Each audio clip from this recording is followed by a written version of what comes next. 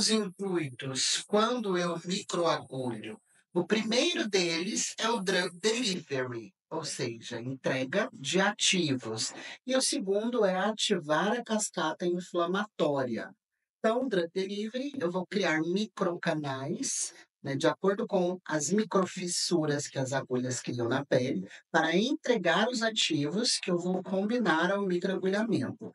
E ativar a cascata inflamatória, porque toda vez que eu gero uma lesão tecidual, uma lesão na pele, eu obrigo o sistema de reparo tecidual a ser ativado. Como que isso acontece, Priora? Então, imagina, eu cortei a minha mão, logo ali em seguida, eu inicio um processo inflamatório, porque a pele ela precisa cicatrizar. Então, o organismo ele precisa mobilizar células da pele para que haja um reparo tecidual daquela região.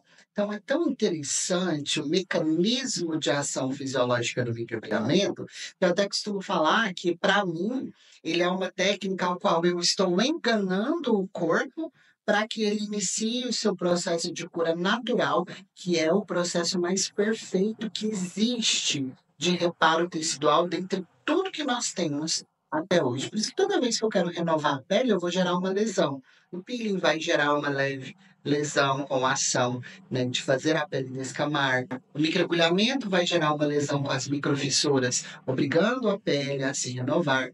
Então, quando eu começo a criar as microponturas, quando eu começo a rolar ali o derma roller ou a trabalhar com a dermapen, automaticamente soam vários alarmes químicos. Então, nós temos aqui na nossa epiderme, lá abaixo, uma célula que é a célula de Langerhans. Eu até falo que ela é uma célula fofoqueira, porque ela que começa a desenvolver os primeiros microfuros, ela soa um alarme químico buscando quem? Os soldados, os nossos soldadinhos de defesa, as nossas células que trabalham em prol de defender o nosso organismo, o nosso sistema imunológico.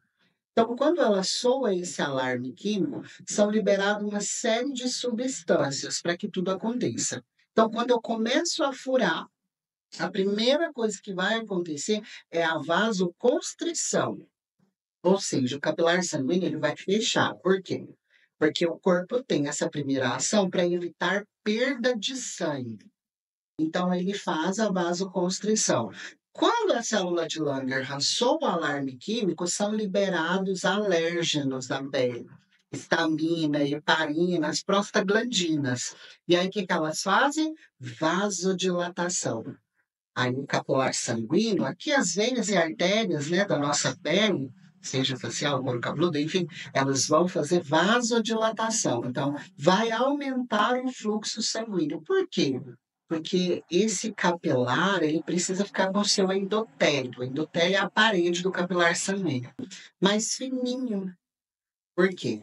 Porque com isso, as células de defesa que estão dentro da corrente sanguínea, elas começam a se juntar. Então, quais são essas células? As primeiras a serem acionadas, os neutrófilos. Então, eles vão se dando as mãos e aí eles começam a bater na parede do capilar. E aí, como o capilar está vasodilatado, né, tem muito sangue correndo, ele fica maior, então ele fica mais fino. E aí essas células conseguem o quê? Extravasar, arrebentar esse capilar sanguíneo, porque elas precisam subir para a região que está sendo furada, porque elas acreditam que tem algum invasor querendo invadir. E agora tem furos que a pele é o maior órgão do corpo humano que protege o organismo interno contra agentes externos, contra patógenos externos. Então, ele extravasa e sobe para aquela superfície para fazer a sua ação. E aí é nesse momento que sangra.